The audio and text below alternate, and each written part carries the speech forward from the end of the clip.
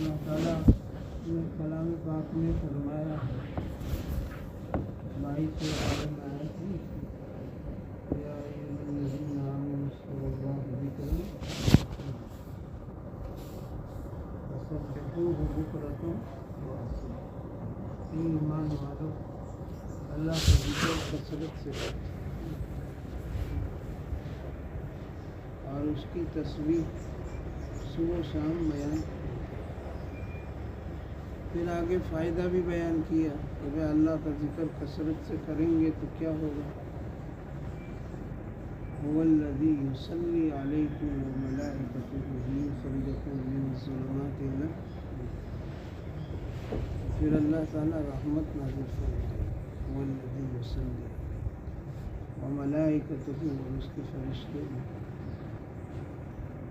اور تمہیں ظلمات سے نکال کر اندھیریوں سے نکال کر کے روشنی کی طرف کتنی بڑی فضل ذکر کی، اللہ کی یاد کی۔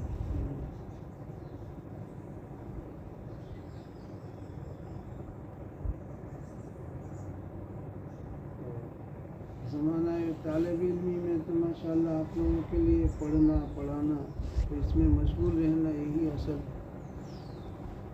لیکن میں اکثر بتا دیا کرتا ہوں کہ بھائی کچھ نہ ہو سکے تو تسبیح فاطمہ پڑھ لیا کرو۔ فاطمہ اس کو تسبیح فقرا بھی کہتے ہیں۔ سبحان اللہ الحمدللہ اللہ 33 ٹائم سبحان اللہ، 33 ٹائم الحمدللہ، 34 اللہ اکبر۔ یہ بخاری شریف کی حدیث سے ثابت ہے، پانچوں نماز کے بعد اور سونے سے پہلے بھی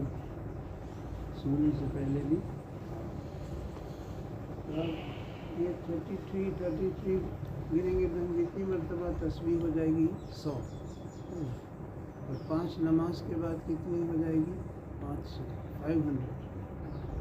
اور اللہ کے یہاں قاعدہ کیا ہے کہ جو ایک نیکی کرتا ہے تو اس کا ثواب 10 ٹائم ملتا ہے۔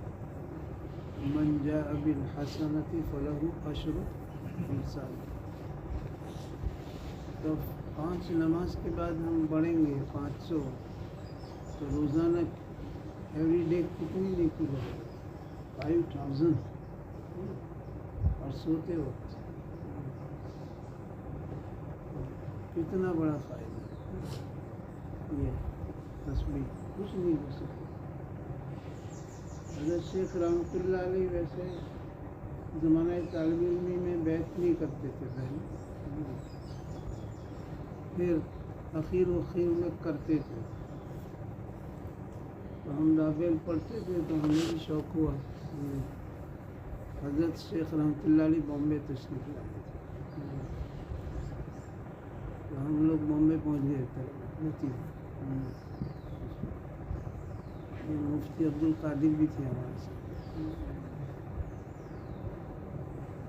تو وہاں حضرت شیخ پھر ہم بیعت کراتے تھے، بعد میں ہم بیعت ہو گئے۔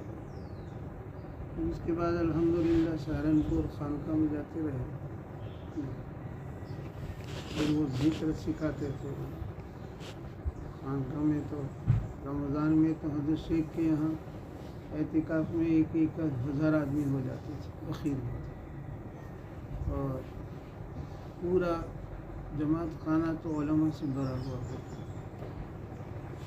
اور پہلی سب تو شیخ الحدیثوں کی، صرف شیخ پوری دنیا کے، اور حضرت کا حجرہ کونے میں ہوتا تھا، جو ذکر مانگتا تھا وہ تو پھر تحقیق کرنے کے بعد وہ لکھ کر دینا پڑتا ہے، تو پھر وہ حضرت شیخ کے خلیفہ تھے مولانا احمد مولاد سے وہ سکھاتے تھے۔ حضرت شیخ کے سامنے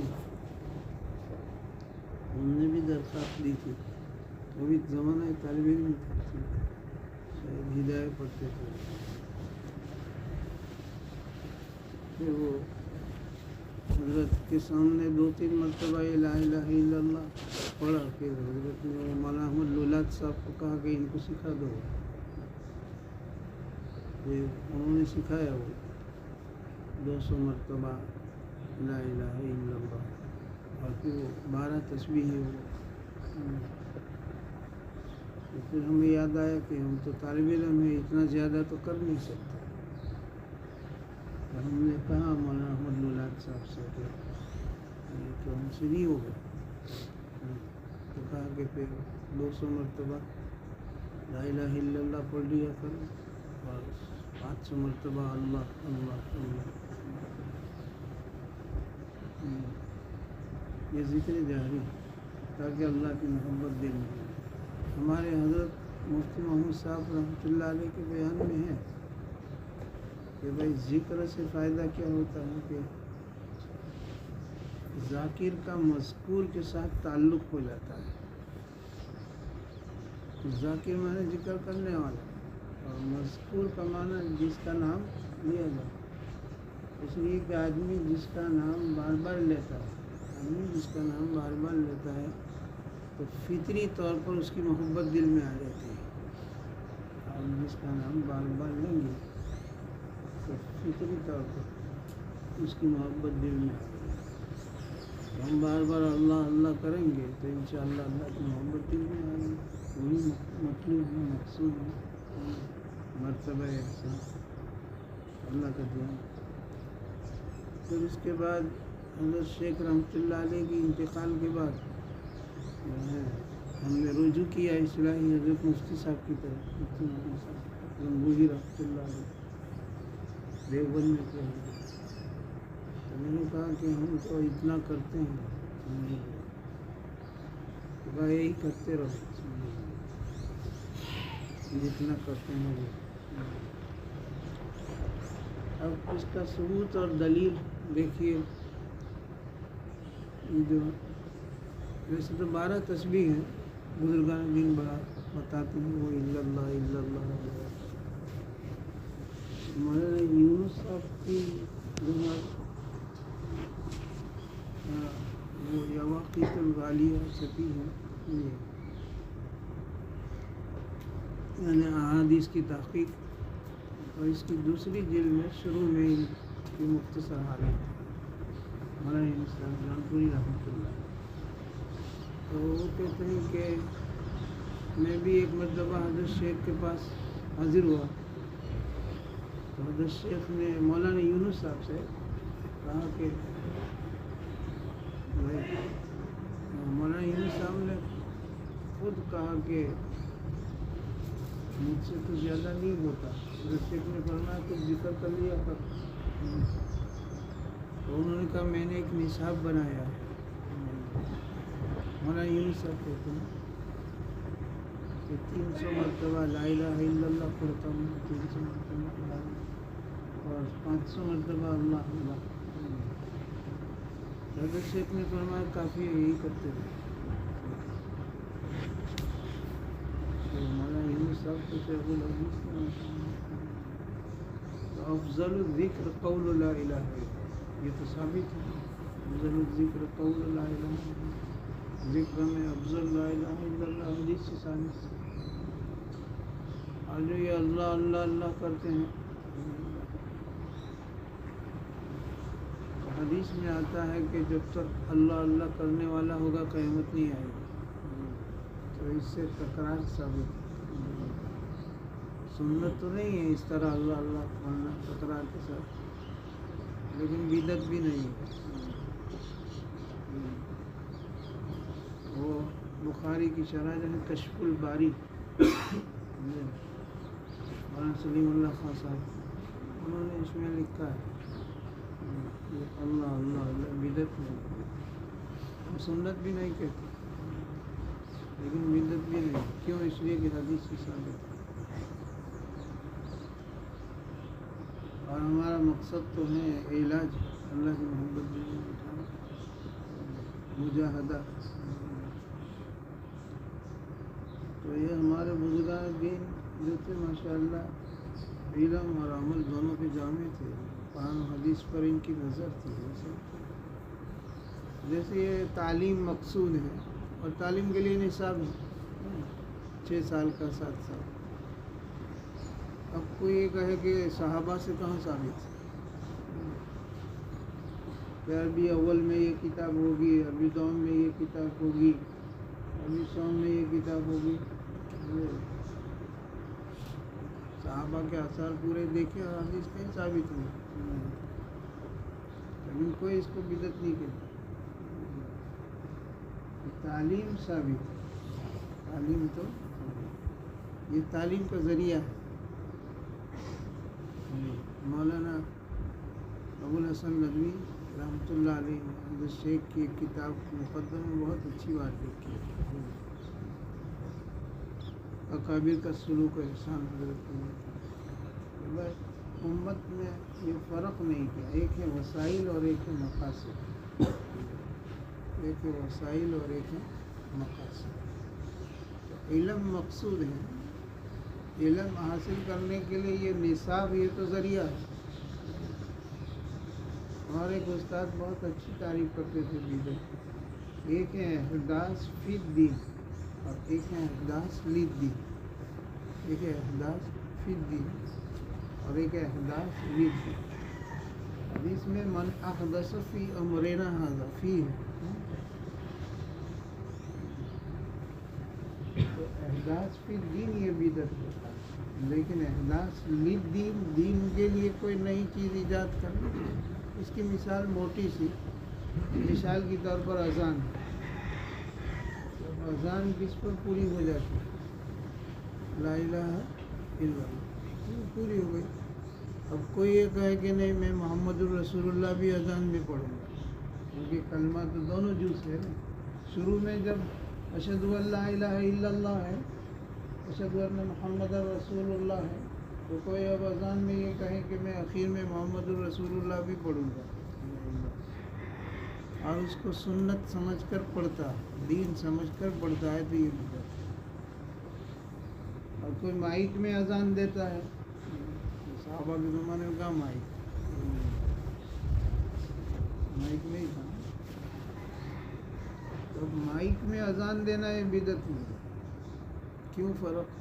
اس لیے کہ یہ احداث للدین کہ آواز کو پہنچانے کا ذریعہ ہے.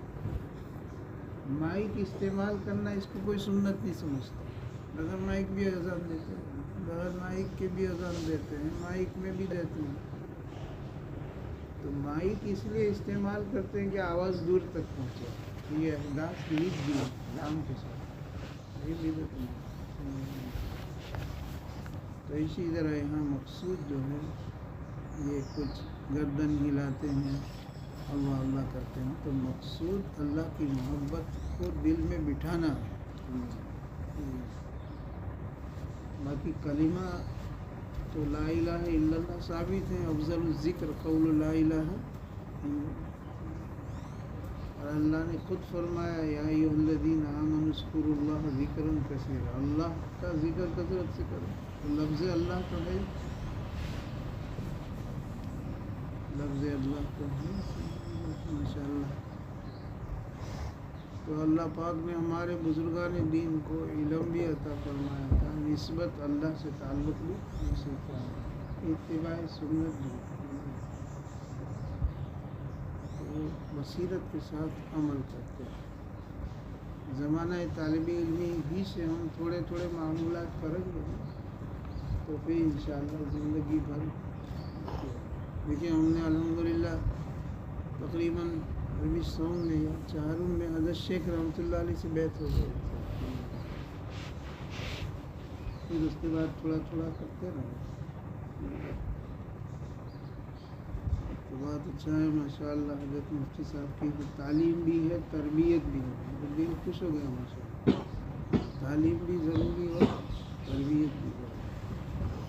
تعلیم تو کتابوں سے آتی ہے، تو کتابوں میں پڑھتے ہیں، لیکن تربیت جو ہوتی ہے وہ کرنی پڑتی ہے. بچوں کو ہم ساری دعائیں سکھا دیتے ہیں. وہ مکتب میں بھائی کھانے بیٹھیں گے تو یہ دعا پڑھیں گے، سمجھے، کھانے کے بعد یہ دعا، کھانے کی یہ دعا، وہ 25-50 دعائیں یاد کر لیتے ہیں مکتب میں. وہ تو علم ہے، تعلیم ہے. لیکن اب عمل تو گھر پر ہوتا ہے، تو ماں باپ عمل کرائیں گے تو وہ تو مدرسے میں پڑھ جاتے ہیں ساری دعائیں، لیکن اب وقت پر ماں باپ عمل کرائیں گے تو وہ تربیت ہے. وہ تو کھانے بیٹھیں گے تو ان کو کہیں گے کہ بھائی بسم اللہ پڑھو. بسم اللہ بھول گئے تو بسم اللہ اول و آخر بھی پڑھو. کھانے کے بعد پوچھیں گے کیا دعا کرو. بچوں سے بچپن سے تعلیم کے ساتھ تربیت دونوں ضروری ہے.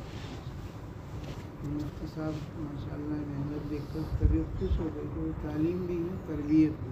تو مقصد تو ہمارا عمل ہے نا.